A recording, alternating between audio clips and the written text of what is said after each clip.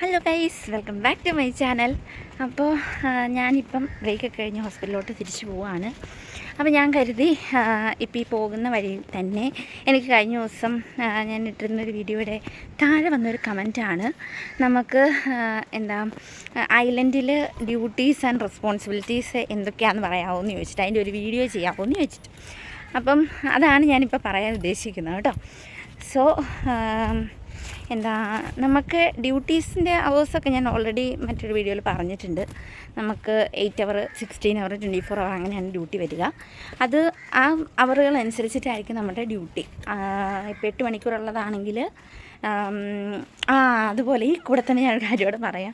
24 അവറും 8 അവറും നമ്മൾ അത് അങ്ങനെ പറയുന്നതിൻ്റെ കാര്യം എന്താണെന്ന് എൻ്റെ അടുത്ത് ചോദിച്ചിട്ടുണ്ടായി ഒരാൾ. അതും കൂടി ഞാൻ ഈ കൂടെ പറഞ്ഞു പോകാം. 8 അവർ എന്ന് നമ്മൾ പറയുന്നത് പെർ ഡേ 8 അവറേ ആകെയുള്ളൂ. ഒരു ദിവസം നമുക്ക് 8 മണിക്കൂർ ഡ്യൂട്ടി ഉള്ളൂ. 24 എന്ന് പറയുന്നത് നമ്മൾ 8 അവർലി ഷിഫ്റ്റായിട്ട് മാറുകയാണ്. അതാണ് തമ്മിലുള്ള ഡിഫറൻസ് കേട്ടോ. ഓക്കെ, ദെൻ നെക്സ്റ്റ് വരുന്നത് റെസ്പോൺസിബിലിറ്റീസ് എന്ന് പറഞ്ഞു കഴിഞ്ഞാൽ നമ്മളാണ് ഗൈസ് ഇവിടെ എല്ലാം.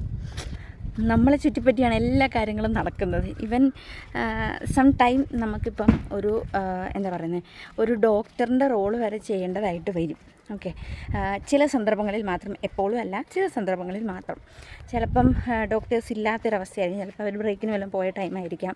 അല്ലെങ്കിൽ ഇപ്പോൾ ഒരു എന്തെങ്കിലും ഒരു ഈവൻ നിസ്സാരം ഒരു ക്യാനുലി ആയിക്കോട്ടെ. അപ്പം നിങ്ങൾ കരുതും നേഴ്സുമാരുടെ റെസ്പോൺസിബിലിറ്റി അല്ലേ അതെന്ന്. ശരിയാണ്.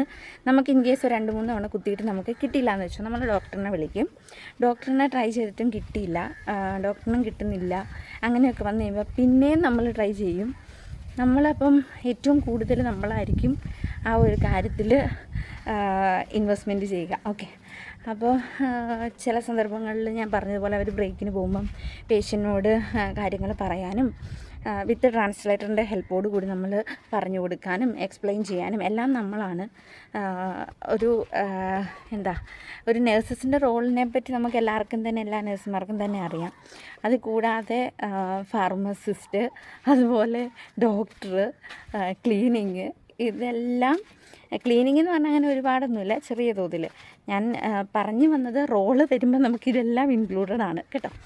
അപ്പോൾ പിന്നെ നമുക്കുള്ള നമ്മുടെ നാട്ടിലെ ഒക്കെ വെച്ച് നോക്കിക്കഴിഞ്ഞാൽ ഒരു വ്യത്യസ്തതയുള്ള ഒരു റെസ്പോൺസിബിലിറ്റി എന്ന് പറഞ്ഞു കഴിഞ്ഞാൽ ഇൻവെൻട്രിയാണ്. ഇൻവെൻട്രി എന്ന് പറഞ്ഞു കഴിഞ്ഞാൽ അപ്പോൾ നിങ്ങൾ കരുതും ഇൻവെൻട്രി നമ്മുടെ നാട്ടിൽ ചെയ്യുന്നതല്ലേ എന്ന്. ശരിയാണ്, ഇൻവെൻട്രി നമ്മൾ ചെയ്യുന്നതാണ്. ഇൻവെൻട്രി ഡെയിലി ചെക്ക് ചെയ്ത് നമ്മൾ അതിനകത്ത് കാൽക്കുലേറ്റ് ചെയ്ത് വെക്കുന്നതാണ്.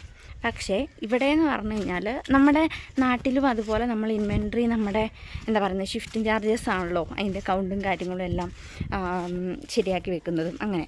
പക്ഷേ നമുക്കിവിടെ വന്നു കഴിയുമ്പം നമ്മൾ തന്നെയാണ് ഇതിന് റിക്വസ്റ്റ് ഇടുന്നത്. അതാണ് ഫസ്റ്റ് തിങ്. കൺസ്യൂമബിൾ ആയിക്കോട്ടെ, മെഡിസിൻ ആയിക്കോട്ടെ, ഇതെല്ലാം നമ്മൾ തന്നെയാണ് റിക്വസ്റ്റ് വിടുന്നതും. വൺസ് നമ്മുടെ ഐലൻഡിൽ ഈ സാധനം എത്തിക്കഴിയുമ്പം നമ്മൾ തന്നെയാണത് കൗണ്ട് അനുസരിച്ചിട്ട് എല്ലാം വന്നോ, നമ്മൾ റിക്വസ്റ്റ് ചെയ്തത് എല്ലാം നമുക്ക് കിട്ടിയോ എന്ന് നോക്കിയിട്ട് അതിൻ്റെ ബാച്ച് നമ്പർ, ഇപ്പം ഒരു മെഡിസിന് തന്നെ 2-3 ബാച്ച് നമ്പർ ഉണ്ടാവാം. അപ്പം ബാച്ച് നമ്പർ, അതുപോലെ എക്സ്പയറി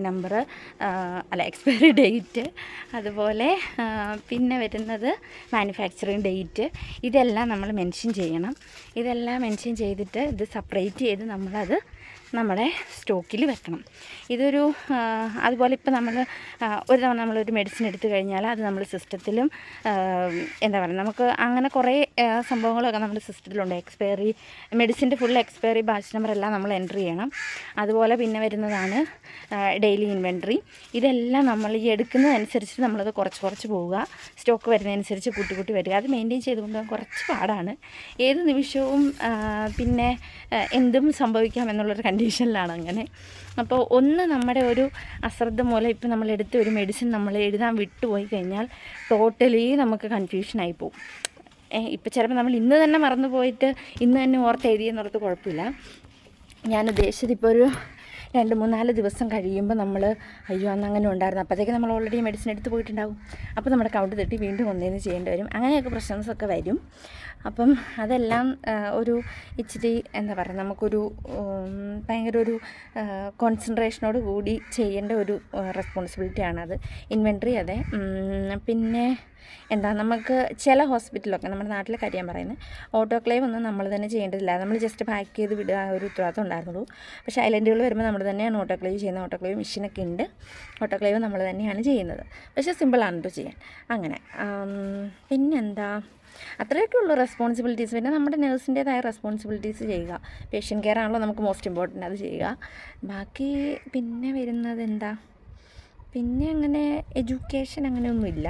നമുക്ക് ഇതൊക്കെ തന്നെ ധാരാളം. അതുകൊണ്ട് തന്നെ സമാധാനമായിക്കോളും ഗൈസ്. ടോട്ടലി പറഞ്ഞു കഴിഞ്ഞാൽ നമ്മളില്ലാതെ ഒന്നും നടക്കില്ല. അതാണ് ഇപ്പം എല്ലായിടത്തും നമ്മൾ തന്നെ ഓടി എത്തണമല്ലോ. അതുപോലെ വേറെ ആർക്കും എത്താൻ പറ്റില്ല. അപ്പം അങ്ങനെയാണ് ഇവിടുത്തെ ഒരു റെസ്പോൺസിബിലിറ്റീസ് ആൻഡ് ഡ്യൂട്ടീസ് പറയുകയാണെങ്കിൽ.